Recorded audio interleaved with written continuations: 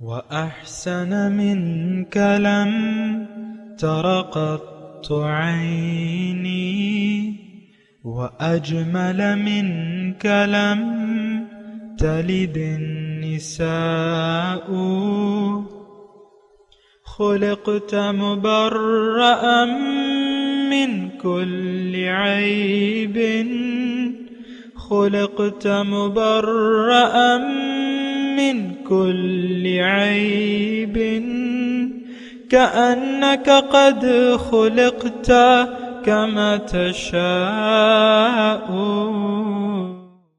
كتاب أنزلناه إليك مبارك ليدبروا آياته وليتذكر أولو الألباب. یہ کتاب برکت والی ہے جسے ہم نے آپ کی طرف نازل فرمایا ہے تاکہ دانش مند لوگ اس کی آیتوں میں غور و فکر کریں اور نصیحت حاصل کریں. اللہم صلی علی سیدنا محمد وعلی آل سیدنا محمد بعدد کل ذرۃ مئۃ الف الف مرۃ. سامعین و ناظرین اکرام، السلام علیکم ورحمۃ اللہ وبرکاتہ. سامعین اکرام، سورہ طٰہٰ آیت نمبر 25 سے 40، درس نمبر 1402. آج کا موضوع اللہ تعالی ہم پر بہت مہربانی فرمانے والا ہے. اس کے ساتھ آج کے سبق کا آغاز کرتے ہیں. سب سے پہلے گزشتہ سبق کا اعادہ ہوگا. اعوذ باللہ من الشیطان الرجیم. پناہ مانگتا ہوں میں اللہ کی شیطان مردود سے. بسم اللہ الرحمن الرحیم.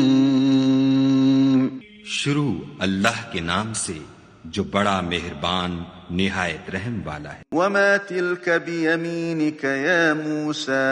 اور موسیٰ یہ تمہارے داہنے ہاتھ میں کیا ہے؟ قال هي عصاي اتوکأ علیہا واہش بها على غنمی ولی فیہا مآرب اخرى. انہوں نے کہا یہ میری لاٹھی ہے، اس پر میں سہارا لگاتا ہوں اور اس سے اپنی بکریوں کے لیے پتے جھاڑتا ہوں اور اس میں میرے اور بھی کئی فائدے ہیں. قال القها یا موسیٰ. فرمایا کہ موسیٰ اسے ڈال دو.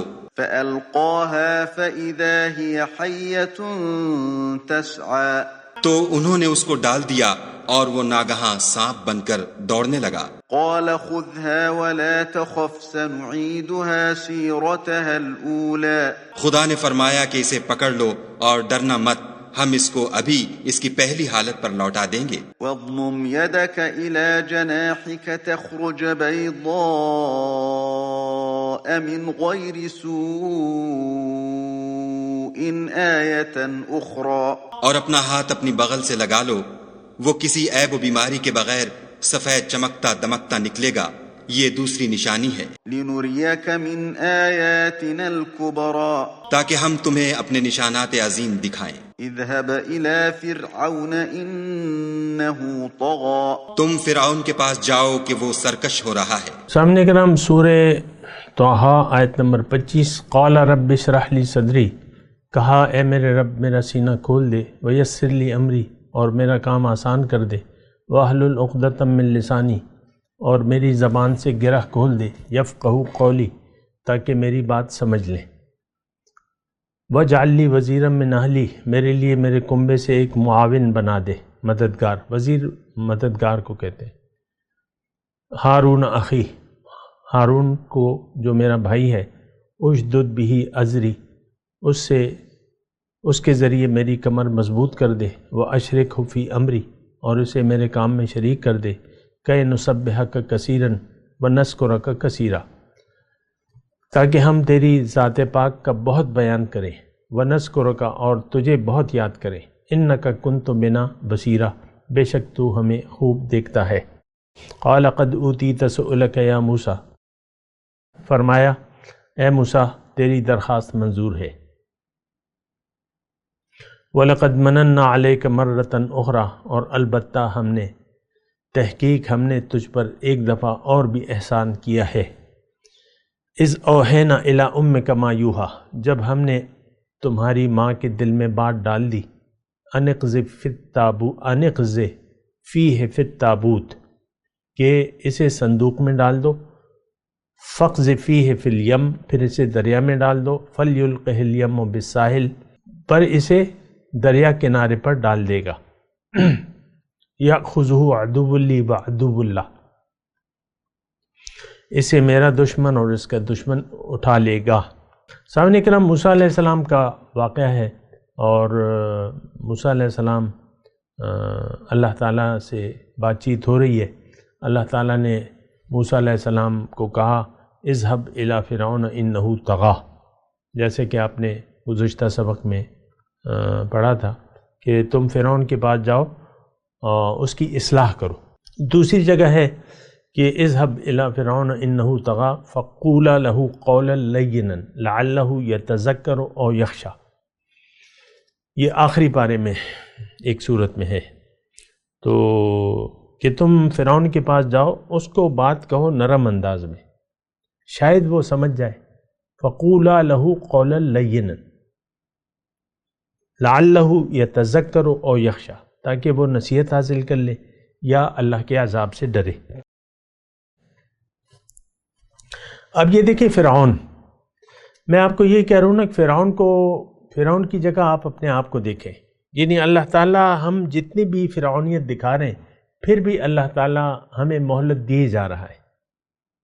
وہاں موسیٰ علیہ السلام کو تو یعنی جب تشریف لائے تو 30 سال جو ہے فرعون کو مہلت دی، یعنی موسیٰ علیہ السلام 30 سال تک وہاں رہے مصر میں، اور وہ دعوت دیتے رہے، انہوں نے مان کے نہ دیا، اور ہم بھی یعنی حضور صلی اللہ علیہ وسلم کی دعوت کو قبول کرنے کے لیے تیار نہیں ہیں اور اللہ کے عذاب میں مبتلا ہیں۔ دیکھیں یہ ایک مسلسل عذاب ہے جو ہم پر طاری ہے، ہمارے دل جو ہے وہ زنگالود ہو چکے ہیں، ہمارے دلوں پر تالے پڑ چکے ہیں، ہماری سمجھ الٹی ہو چکی ہے، اب صحیح بات ہماری سمجھ میں نہیں آتی۔ آج روشنی جو ہے قرآن کی، معاذ اللہ میرے منہ میں خاک، ہمیں اندھیرے نظر آتے ہیں اس میں، اور جو اندھیرے ہیں اس میں ہمیں روشنی نظر آتی ہے۔ آپ دیکھ لیں سارا معاشرہ جو ہے قرآن کے خلاف زندگی گزار رہا ہے، اللہ کی بندگی پر یہ معاشرہ تیار نہیں ہے، بات ختم ہو جاتی ہے۔ من حیث القوم بھی حکومتی سطح پر آپ دیکھ لیں، پاکستان کے معاشرے کو دیکھ لیں، آپ اپنے میڈیا کو دیکھ لیں، اس میں ہدایت نہیں ہے۔ میڈیا یہی بے سر و پا بے مقصد باتیں ہیں، مذاکرے ہیں اور ٹاکرے ہیں اور کھانے کے چینل ہیں اور گانے ہیں اور ڈرامے ہیں، ہدایت نہیں ہے اس میں۔ پھر عورتیں جو ہیں عام طور پہ جو ہے ان کے سروں سے دوپٹے اتر چکے ہیں آج کے دور میں۔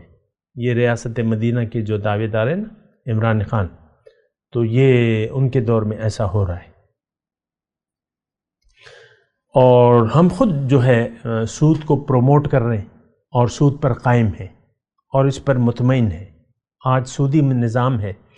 دیکھیں یہ تو ایک یعنی قومی سطح پہ قرآن ہمارے نصاب تعلیم میں شامل نہیں ہے، بات ختم ہو جاتی ہے۔ قرآن ہمارے نصاب تعلیم میں نہ شامل ہے، نہ ہم ایسا سوچ سکتے ہیں۔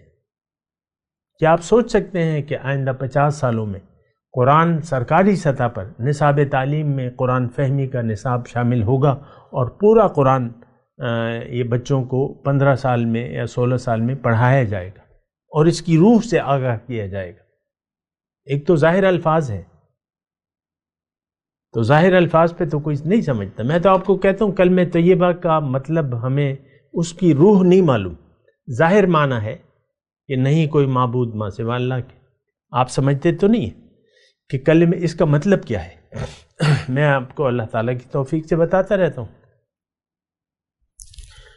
تو ایک ایسی صورتحال ہے، اور پھر بھی اللہ تعالیٰ ہم پر مہربان ہے، اور ابھی وقت ہے سنبھلنے کا، توبہ کرنے کا وقت ہے، اللہ مہلت باقی ہے۔ اور جو دیکھیں میں اس میں ایک اور بات آپ کو کہنا چاہتا ہوں کہ جو نور، جس نور کا مکمل ہونا ہے وہ تو ہمارے ہاتھ سے ہوگا، جو کہ اللہ تعالیٰ نے قرآن میں یہ یعنی ارادہ اپنا ظاہر کیا ہے رسول کے بھجوانے سے۔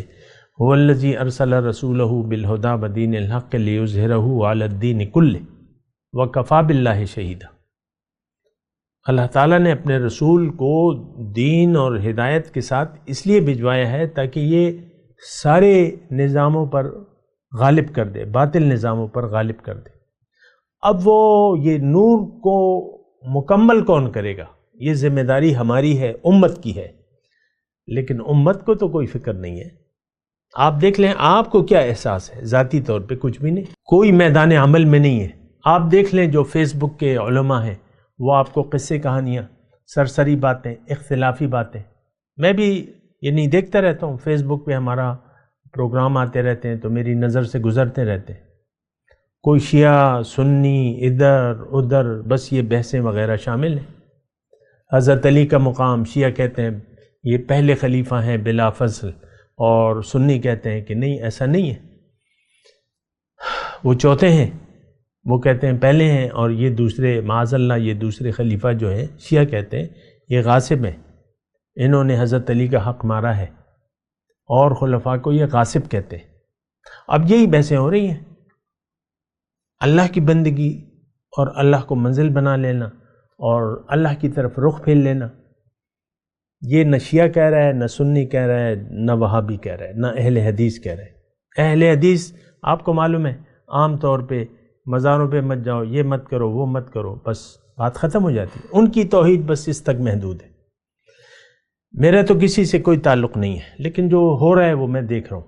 عام طور پہ آپ دیکھ لیں اہل حدیث کی مسجد میں جب جاتا ہوں یہی آیاتیں، کسی اور سے مت مانگو، اللہ سے مانگو، وہ توحید جو حقیقی ہے وہ نہیں بیان ہو رہی، غلط مطلب ہم غلط انداز میں دین کو پیش کر رہے ہیں۔ بہرحال میرا اس سے کوئی تعلق نہیں ہے، کسی بھی فرقے سے میرا کوئی تعلق نہیں ہے، نہ میں کسی کے حق میں ہوں نہ خلاف ہوں، جو بھی کلمہ پڑھتا ہے میں اسے مسلمان سمجھتا ہوں، معاملہ اس کا اللہ کے ہاتھ میں ہے۔ لیکن میں آپ کو کہہ رہا ہوں دین ہم چھوڑ چکے ہیں، ہم راستے ہٹ چکے ہیں،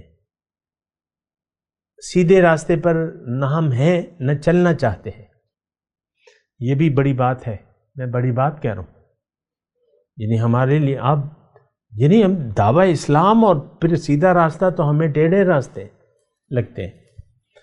حقیقی طور پہ صحیح اسلام کی تو ہمیں سمجھ ہی نہیں ہے، ہمیں دین کی سمجھ نہیں ہے، پھر ہمارے عقائد، نہ اللہ کو ہم الہ واحد تسلیم کرتے ہیں، نہ ہمیں معنی معلوم ہے کہ کلمہ کا معنی کیا ہے، دین کی حقیقت سے ہم واقف نہیں ہیں، دین کا معنی تک ہم نہیں جانتے۔ یوم آخرت پر یقین نہیں ہے، دوبارہ یعنی وہ یقین جو ہونا چاہیے وہ نہیں ہے۔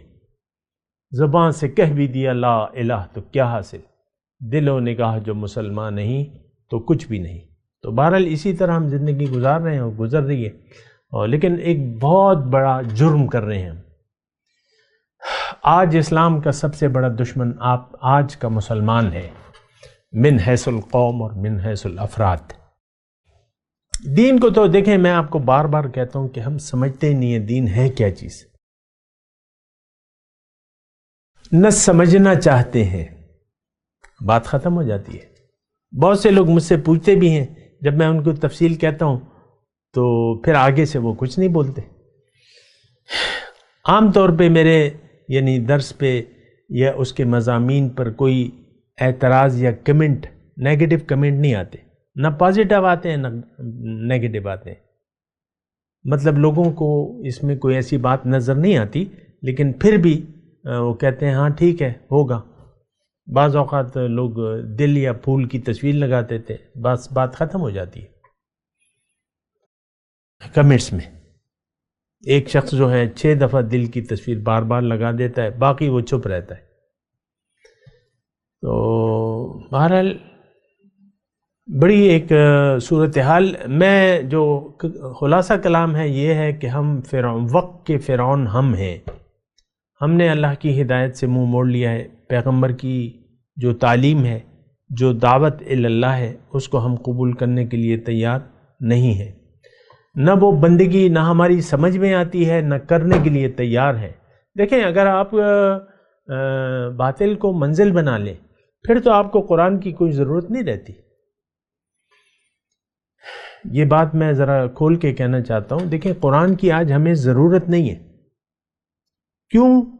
کہ اللہ ہماری منزل نہیں ہے. پھر قرآن کی تو ہمیں کوئی ضرورت نہیں ہے.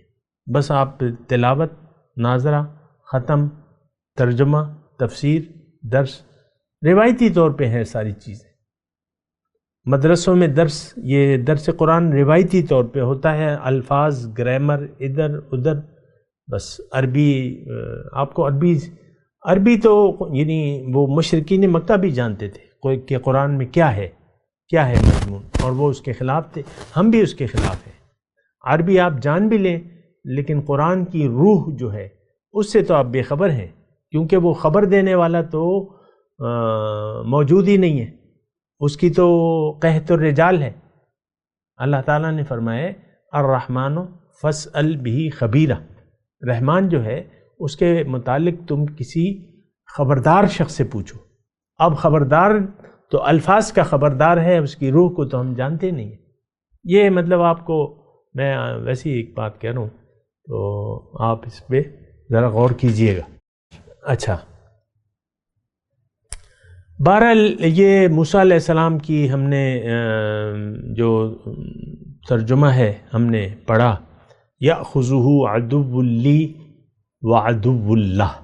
یعنی موسیٰ علیہ السلام کی جو سبق میں نے پڑھا ہے اس کا خلاصہ یہی ہے کہ موسیٰ علیہ السلام نے کچھ دعائیں مانگی جو آپ نے سن لی کہ ہارون علیہ السلام کو میرا وہ بنا دے، میرا سینہ کھول دے. جو وَاحْلُلْ عُقْدَةً مِّن لِّسَانِي يَفْقَهُوا قَوْلِي وَاجْعَل لِّي وَزِيرًا مِّنْ أَهْلِي هَارُونَ أَخِي أَشْدُدْ بِهِ أَزْرِي وَأَشْرِكْهُ فِي أَمْرِي كَيْ نُسَبِّحَكَ كَثِيرًا وَنَذْكُرَكَ كَثِيرًا. ہم تیری بہت تسبیح بیان کریں گے اور تیری بہت یاد کیا کریں گے. اب یہ جملہ جو ہے ٹھیک ہے موسیٰ علیہ السلام نے اللہ کو کہا، لیکن یہ آج ایک مومن کا یعنی عملی طور پہ ایسا کردار ہونا چاہیے. یہ تین جملے جو ہیں کہ نسبحک کثیرا ونذکرک کثیرا انک کنت بنا بصیرا، یہ ایک یعنی حضوری کی کیفیت ہے اور یہ ہونی چاہیے. یہ وہ مقام احسان ہے اس میں جس کا تذکرہ ہو رہا ہے کہ موسیٰ علیہ السلام کو یہ احساس ہے کہ رب ہمارا ہمیں دیکھ رہا ہے. انک کنت بنا بصیرا. ایک بات یہ ہے پھر کہ نسبحک کثیرا، ہم تیری بہت تسبیح بیان کریں گے اور تیری بہت یاد رکھیں گے. اس پہ میں تھوڑی سی بات کرنا چاہتا ہوں. دیکھیں تسبیح اور یاد، یہ ساری چیزوں کا ہم روایتی طور پہ ظاہری مطلب لے لیتے ہیں، حقیقت میں وہ معنی ہماری سمجھ میں نہیں آتا، نہ ہم سمجھنا چاہتے ہیں. ایک تو دیکھیں یہ بنیادی بات ہے کہ قرآن فہمی سے ہمیں کوئی رغبت نہیں ہے. عام طور پہ درس قرآن اور قرآن کو سمجھنا، اس کی روح کو جاننا، یہ ہمارے قرآن میں ہمیں کوئی دلچسپی، کوئی مٹھاس نظر ہی نہیں آتی. آپ دیکھ لیں تفسیریں یعنی قرآن کی کتابیں آپ اٹھا کے پڑھیں، اس میں آپ کو کوئی چاشنی عام طور پہ ایک مفسر ہے وہ ایک آیت کی جب تشریح کرنے لگتا ہے اور آیت میں تھوڑا سا علماء میں اختلاف ہو تو وہ ہر ایک مکتبہ فکر کی رائے، وہ یہ کہتا ہے، وہ یہ کہتا ہے، ایسا ہے، وہ یہ کہتا ہے، 5-6 صحابہ کرام یا مفسرین کی رائے لکھ دیتا ہے. اور یعنی اس میں خود پھر قاری پریشان ہو جاتا ہے کہ بھئی حقیقت کیا ہے. انہوں نے یہ معنی کیا ہے، اس نے یہ معنی کیا ہے، اس نے یہ معنی کیا ہے، اس نے بھئی ایک یعنی تفسیر تو یہ ہے کہ تم ایک پکی پکائی چیز دے دو، تمہاری کیا رائے ہے.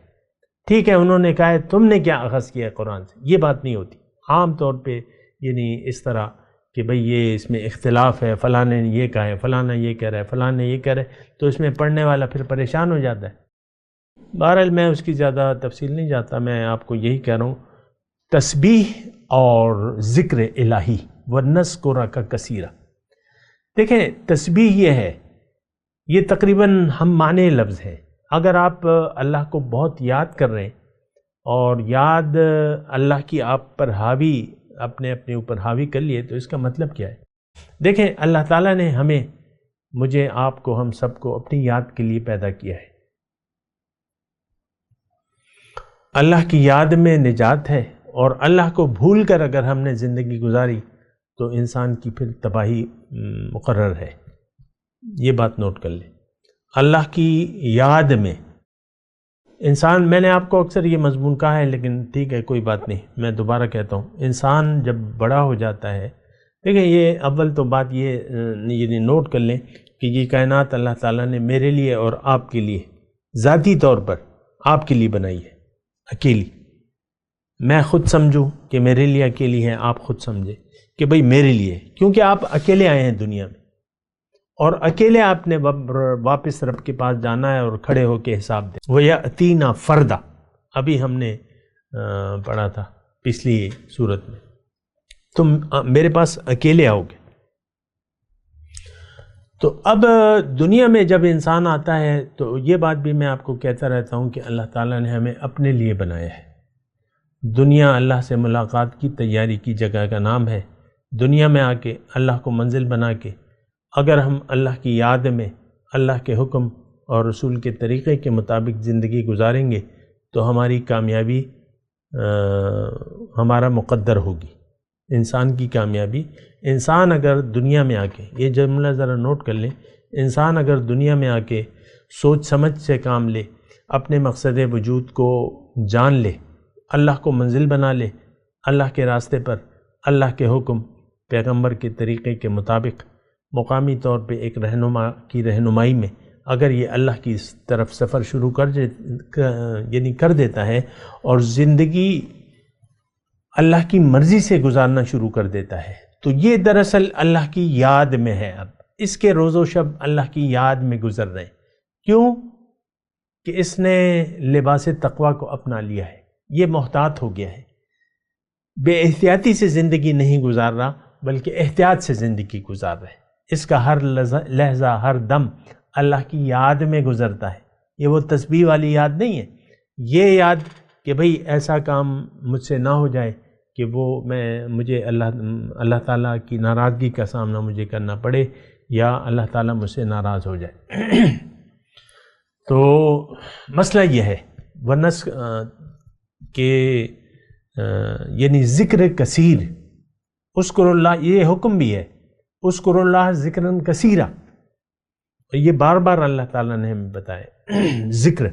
تو ذکر اصل میں یہ ہے کہ آپ کو اپنے وجود کے مقصد کا احساس ہو، معلوم ہو کہ اللہ میری منزل ہے، آپ اللہ کی طرف رخ پھیر لیں، آپ اللہ کے راستے پر اللہ کے حکم اور نبی کے طریقے کے مطابق مقامی طور پہ ایک رہنما کی رہنمائی میں اگر آپ چل پڑتے ہیں تو آپ کے روز و شب اب اللہ کی یاد میں گزریں گے، کیونکہ آپ نے لباس تقوی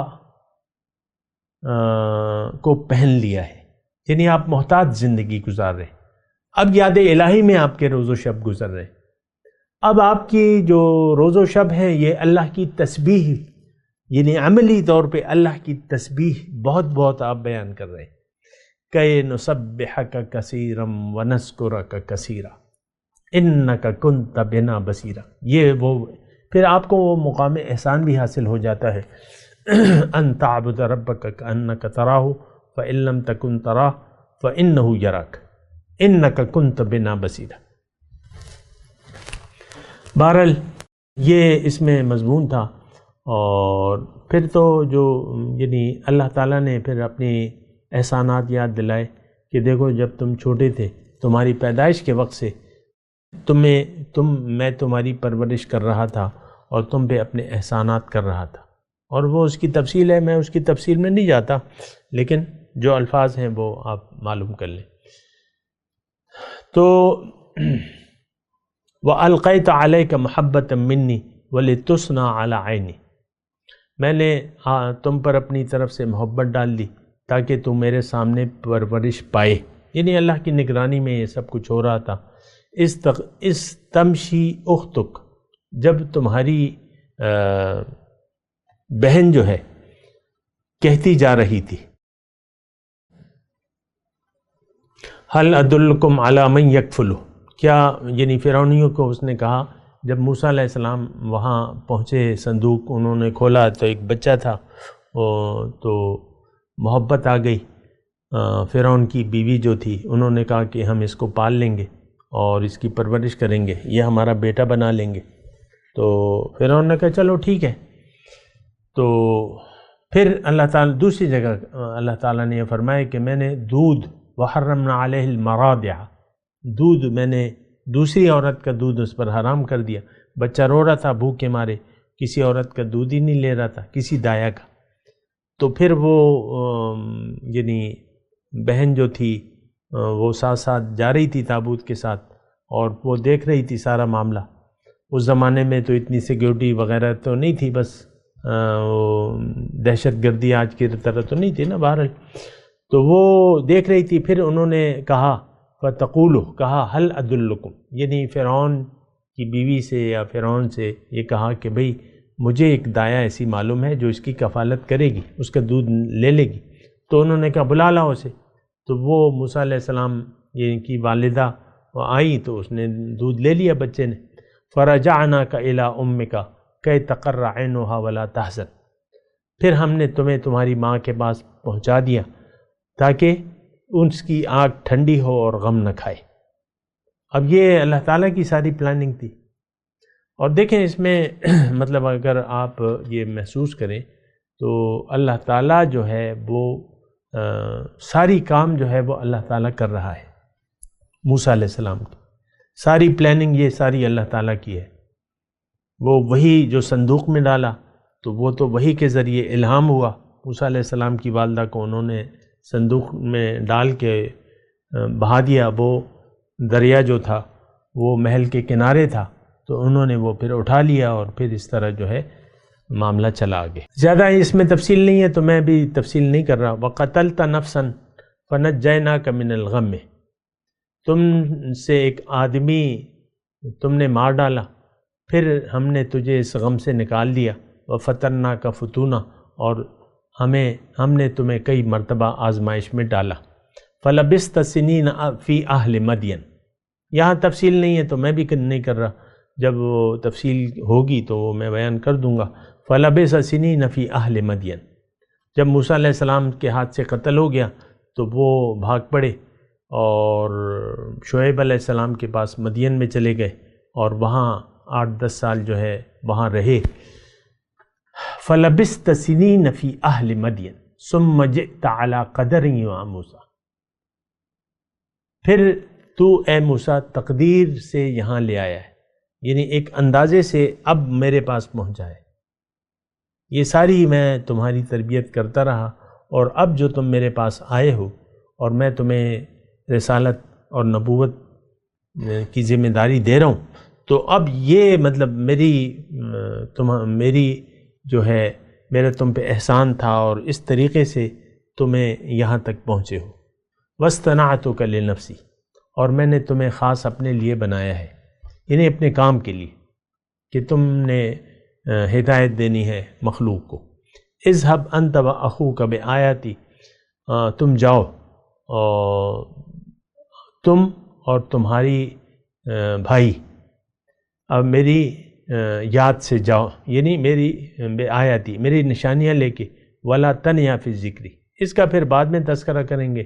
41 نمبر تک یہ ہمارا مضمون ہو گیا۔ اس کے ساتھ ہی آج کے درس کا وقت اختتام کو پہنچا۔ اگلے درس میں انشاءاللہ ملاقات ہوگی۔ وآخر دعوانا ان الحمد للہ رب العالمین۔ مولایا صلی وسلم دائما ابدا علی حبیبک خیر الخلق کلہم۔